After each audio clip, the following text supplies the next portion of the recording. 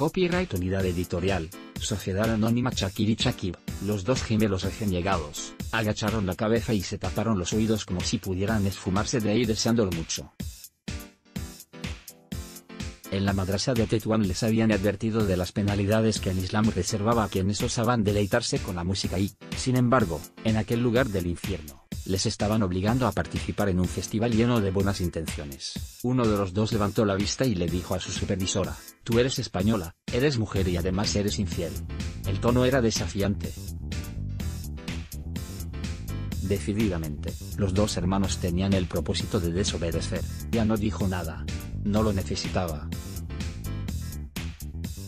Y se iba a convertir en su fuente de autoridad, en la persona que los iba a educar y a transmitirles las normas que llevaran a su reinserción, desde la hora a la que debían acostarse hasta el número de pesas que les estaba permitido levantar en el gimnasio.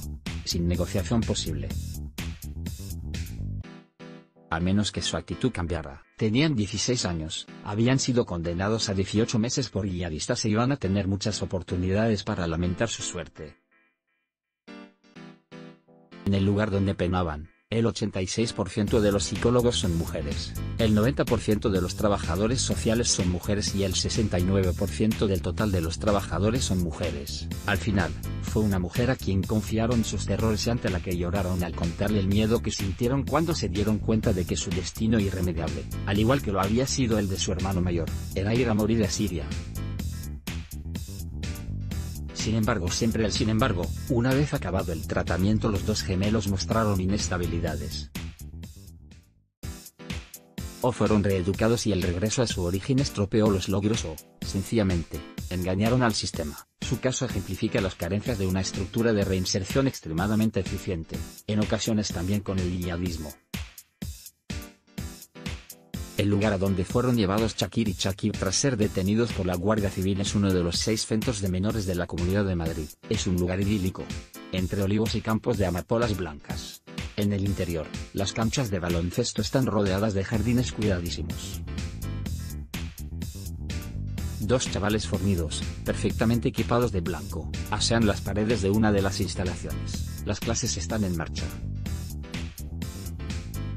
Los alumnos permanecen concentrados en sus tareas, pintan de colores vivos los simpáticos balancines de madera moldeados previamente con suma paciencia, plantean preguntas al profesor de electricidad que los atiende uno por uno, saludan mientras la profesora de jardinería reclama su atención. Es a simple vista un instituto cuya actividad principal es la enseñanza reglada en la que se accede a la alfabetización básica pero también al bachillerato. Asisten 118 menores menos 109 chicos y 9 chicas de 17 nacionalidades. Pero la normalidad es al mismo tiempo necesaria y aparente. Técnicamente la instalación recibe el nombre de Centro de Ejecución de Medidas Judiciales. No hay rejas pero el diseño de las ventanas garantiza que los cristales apaisados no superen los 10 centímetros de anchura. Las cámaras están discreta pero estratégicamente colocadas. Y no hay celdas propiamente dichas sino habitaciones individuales, pero para entrar y salir de cada clase, de cada pasillo, alguien tiene que abrir las puertas automáticas, con ese arrastre característico, con ese inquietante chasquido cuando acaban de ajustar. Todos se mueven en compartimentos estancos con un extra de vigilancia. También en las clases. No en vano, en estos momentos, entre los alumnos, dicho así, secamente, hay, entre otros, un asesino, 3 homicidas, 67 ladrones violentos, 4 agresores sexuales, un traficante de drogas, 4 miembros de diversos grupos criminales, con condenas firmes casi todos, 102, presuntos delincuentes o sujetos a medidas cautelares, 16. Por aquí han pasado los asesinos de San Trapalo, las llamadas brujas de San Fernando y al menos 5 menores yihadistas de los 9 detenidos en el último quinquenio, y como el drama normalmente desparrama y recorre vías de doble sentido, en este lugar también hay víctimas. Un 30% de los menores condenados por violación habían sido violados a su vez. Un 40% de todos ellos sufrieron malos tratos. Cada vez que ingresa un menor te encuentras con una historia distinta. La individualización es importante. Quizás el chaval, vulnerable, se ha visto en una situación comprometida, ha cometido una atrocidad, y entenderlo es lo que nos da la solución y el tratamiento. Cada menor tiene sus propios factores de riesgo, precisa el director técnico del centro, Carlos Benedicto. Hay que estar alerta sobre lo que ocurre en la sociedad. No nos quedamos quietos, tenemos programas de carácter general y programas concretos. En este centro, por ejemplo, hay chicas que presuntamente han sido producto de la trata que llegan muy dañadas, completa Regina Otaola, exalcaldesa del PP de Lizarza, en plena zona Batasuna, quien, hoy, al frente de la Agencia Madrileña para la Reeducación y Reinserción del Menor Infractor, parece tener una debilidad especial por esas chavalas. Regina recuerda a una de ellas con angustia y se duele de esa espina clavada. Cómo llegó, cómo se reinsertó, cómo renació, cómo la cuidaron y cómo sus padres, que eran quienes inicialmente la vendieron, se presentaron un día en el colegio y se la llevaron a Rumanía. La siguiente llamada de socorro llegó desde allí, desde un teléfono desconocido e imposible de rastrear. Ahora podría estar en cualquier parte. Sin embargo, el buenismo no cabe en este trabajo. El perfil de dureza emocional extremo es muy escaso, pero los menores han de estar totalmente controlados. Cada uno de ellos tiene asignado un grupo de profesionales que desarrolle su tratamiento. Les provocamos el remordimiento. Destrozamos los mecanismos de defensa con los que minimizan la importancia de sus acciones haciendo que empaticen con sus víctimas, expone Benedicto. Potenciamos su identidad. Les hacemos reflexionar sobre qué de bueno o de malo les ha podido aportar pertenecer a un grupo delincuencial y, a cambio, les damos un horizonte. Puedes trabajar y valerte por ti mismo, puedes tener tu propia familia, detalla. Trabajas con adolescentes y el peso de sus emociones es intenso pero también pasajero. Son permeables a la intervención.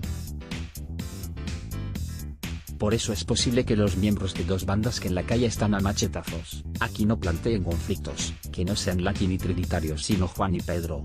El sistema, que combina el control férreo de cada una de sus acciones y la creación de expectativas, funciona. Según las estadísticas, el 90% de quienes pasan por estos centros no reincide. Respecto al otro 10%, la reincidencia no está relacionada con el delito en sí. Hay más. Hay chavales con patologías mentales complicadas y el proceso terapéutico es igualmente difícil. Algunos de los incluidos en ese 10% prefieren acabar su condena en prisión, porque están hartos del hipercontrol y saben que en la cárcel van a tener un margen mayor de maniobra, porque aumentan sus galones.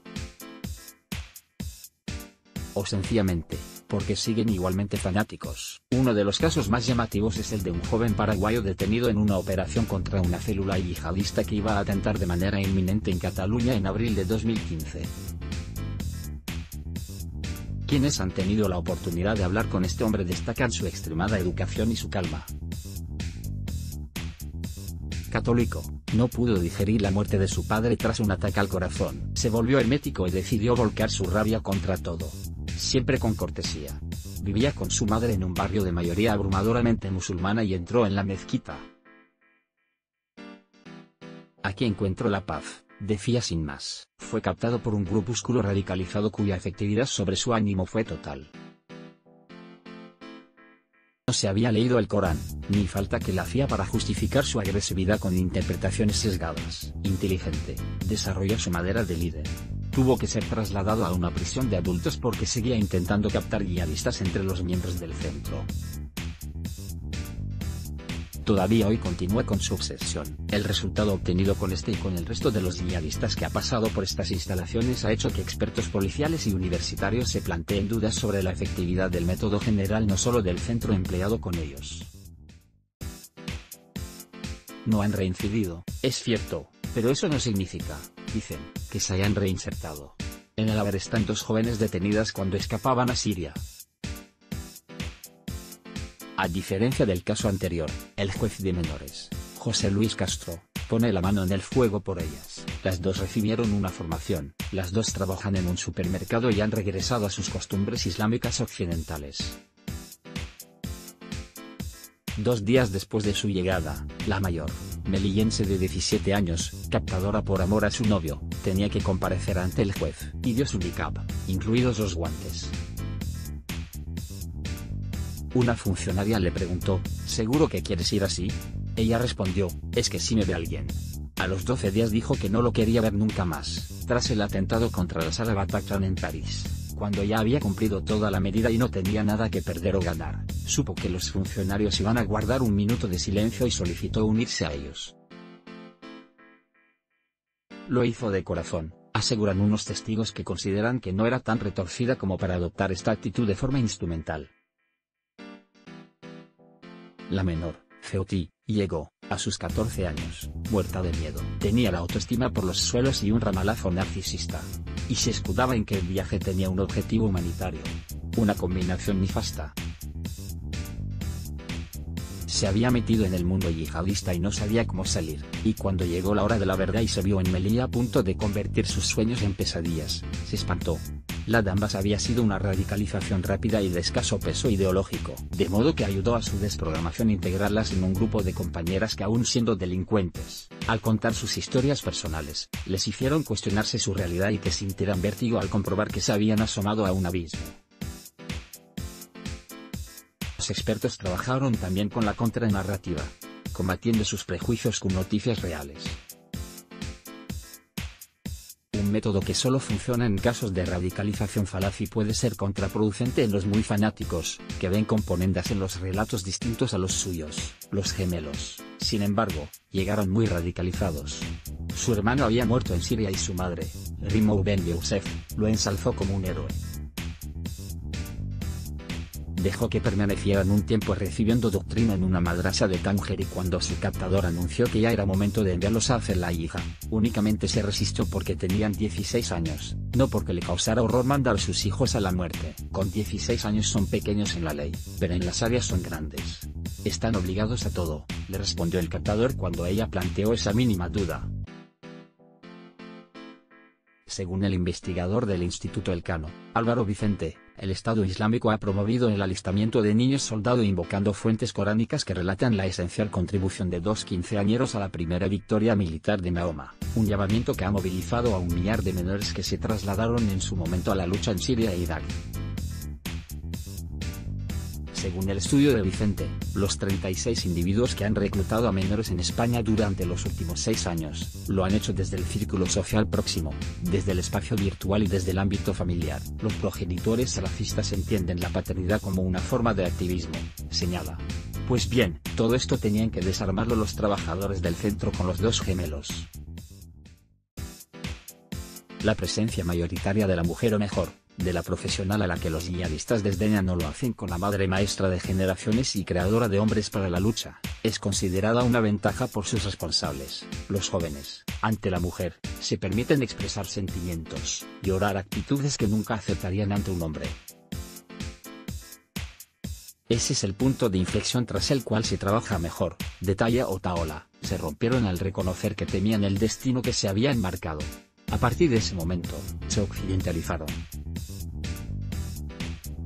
Tras 9 meses de tratamiento y mientras su madre todavía estaba en prisión, fueron trasladados a Cataluña para cumplir con el resto de la condena, pero en régimen abierto. Lo hicieron a petición de su padre, que no era precisamente quien ostentaba el liderazgo familiar. Tras su salida frecuentaban las redes sociales y una ONG les organizó charlas y comparecencias ante los medios que les hacían sentirse como estrellas. Tenían que decir que estaban desradicalizados. Solo asistían si les pagaban 200 euros. La fiscalía tuvo que advertir de lo perjudicial de este comportamiento. En una de las entrevistas, concedida a la periodista Querol Espona, de TVE, realizaron unas declaraciones impactantes. Uno de ellos aseguró que él nunca había pensado en cometer atentados. Solo iba a Siria a luchar hasta la muerte y a estudiar el Corán. Pero el otro amenazó con la regresión. Viene uno, no tienes nada y te ofrece de todo, pues te vas a viajar con él o vas a hacer lo que sea. Dice, mira, explota una bomba, que te van a dar millones, y te vas a explotarla, afirmó literalmente. No quedaba claro si era un análisis, una amenaza o un chantaje, pero era preocupante. A finales de abril, Crónica se puso en contacto con el gemelo más moderado. Según contó, había tenido que buscar trabajo y residencia fuera de Badalona porque, marcados ambos como estaban, todo les costaba más y el Estado no solo no los ayudaba como debería dado que habían ayudado a la policía a detener a su captador sino que los amenazaba con la expulsión. Tenía novia, aunque, según reconoció entonces, no le había contado quién era porque no quería espantarla. Esperaba, para hablarle de su pasado, a que estuviera enamorada y no pudiera dar marcha atrás. Las fuerzas de seguridad siempre tuvieron dudas sobre la recuperación de los dos hermanos. Consideraban que una verdadera reinserción era incompatible con regresar con su madre en la calle tras pactar con la fiscalía, quien, a esas alturas, seguía alimentando en ellos la perversa idea de que el Estado debía de mantenerles por haber dejado el radicalismo o para que no volvieran a él, y alababa la eficiencia del Daesh, que pagaba todos los meses 900 euros a la viuda de su hijo mayor. Era incompatible con frecuentar de nuevo ciertas compañías de la misma mezquita que avivó el contagio o con realizar pequeños hurtos. En definitiva, como quiera que los dos gemelos no eran españoles y eran considerados un peligro para la seguridad nacional, fueron expulsados a principios de mayo. Mientras la policía se los llevaba, se oyó un comentario procedente de uno de sus familiares: por hacer estas cosas, los españoles deberían ser quemados vivos. Algunos expertos de la Guardia Civil son escépticos respecto a la recuperación de los yihadistas en general, también de los menores. Cuando detienen a un yihadista, su primer asesor es su abogado. Desde el principio les enseñamos cómo se han de comportar para ser aceptados por el sistema y ellos lo hacen a la perfección, dice uno de ellos. La acción de desprogramación es estéril si no se sigue de un tratamiento prolongado y no se establecen medidas estructurales acompañadas por una buena logística, concluye. Coincide con el profesor de Psicología Social en la Autónoma de Madrid, Luis de la Corte. La información en los ámbitos radicales funciona muy bien y a los yihadistas los suyos les advierten, antes de pasar por una institución, que el sistema es fácilmente manipulable. De modo que las buenas intenciones ayudan a que consumen el engaño, advierte de la Corte. Este profesor lamenta que el procedimiento desarrollado por los centros de menores sea tan opaco que los expertos no tienen conocimiento de si hay un plan bien diseñado para el desadoctrinamiento. El profesor de la Corte es consciente de que no hay una bala de plata que todo lo resuelva, pero considera que dos elementos pueden ser empleados con una efectividad razonable. En primer lugar, un debate ideológico sostenido que logre cambiar actitudes. Importantísimo, la aplicación de la experiencia que tenemos en España de las víctimas del terrorismo. Hay que enfrentarles a las chicas yazidíes que fueron expuestas al Daesh en Siria, que se enfrenten a las consecuencias de las actitudes que ellos han adoptado. Duro, pero es algo que ellos no pueden distorsionar, propone. En Canadá lo aplicó la Killian Foundation, gente radicalizada que luego se ha dedicado a trabajar con otras personas, gente con una formación religiosa importante que era capaz de contraargumentar con solidez doctrinal y transmitir su experiencia. En cualquier caso, resulta muy difícil desmontar en pocos meses un artefacto de una sofisticación ideológica indudable. Cuando se pregunta en el centro cómo tendría que comportarse el sistema tras el tratamiento, sus responsables se admiten: a veces echamos de menos una medida más larga para poder trabajar con ellos más tiempo. Castro, el juez por el que han pasado todos estos jóvenes, considera que ese es uno de los debates que debería abrirse, pero no el crucial. A los menores yihadistas se les realiza un seguimiento exhaustivo mientras están en régimen abierto.